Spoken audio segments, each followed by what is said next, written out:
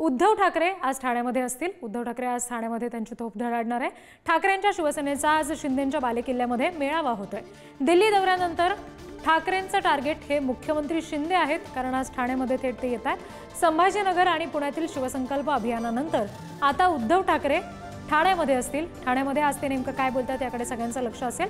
भगवा सप्ताह दिनानिमित्त ठाकरेंच्या शिवसेनेचा भव्य मेळावा ठाण्यामध्ये आयोजित केलाय। गडकरी रंगायतमध्ये हा मेळावा होतोय आणि या मेळाव्याला उद्धव ठाकरे मार्गदर्शन करणार आहेत।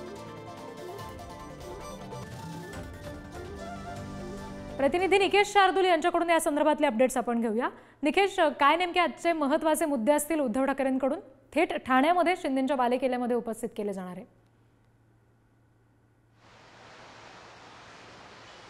नक्कीच रिद्धी, भगव्या सप्ताहानिमित्त उद्धव ठाकरे आज ठाण्यामध्ये असणार आहेत। ठाण्यातील गडकरी रंगायतमध्ये संध्याकाळी 7 वाजता त्यांची सभा जी आहे ती आयोजित करण्यात आलेली आहे आणि या सभेमध्ये उद्धव ठाकरे हे कार्यकर्ते, पदाधिकारी आणि नेत्यांना जे आहे ते मार्गदर्शन करणार आहे। आपण जर याआधी पाहिलं तर छत्रपती संभाजीनगर आणि पुण्यानंतर उद्धव ठाकरे थेट आता ठाण्यामध्ये त्यांची तोफ जी आहे ती धडाडणार आहे। लोकसभेच्या निवडणुकीमध्ये ठाण्यामध्ये झालेल्या पराभवानंतर पहिल्यांदाच उद्धव ठाकरे हे ठाण्यामध्ये येणार आहेत। जर आपण पाहिलं तर 3 दिवसांच्या दिल्ली दौऱ्यानंतर मुख्यमंत्री एकनाथ शिंदे असतील किंवा विरोधी पक्षनेत्यांकडनं जे आहेत ते अनेकदा टीका करण्यात आलेली आहे। त्यामुळे उद्धव ठाकरे आता ह्या टीकेला कशा प्रकारे उत्तर देत आहेत ते यावेळी पाहायला जाणार आहे। त्याचप्रमाणे आदित्य ठाकरे असतील, संजय राऊत असतील, हे देखील या सभेला मार्गदर्शन करणार आहेत। येणाऱ्या विधानसभा निवडणुकीच्या पार्श्वभूमीवरती ही सभा जी आहे ती महत्त्वाची ठरणार आहे, कारण मुख्यमंत्र्यांचा हा बालेकिल्ला आहे, पूर्वीपासून हा शिवसेनेचा गड आहे,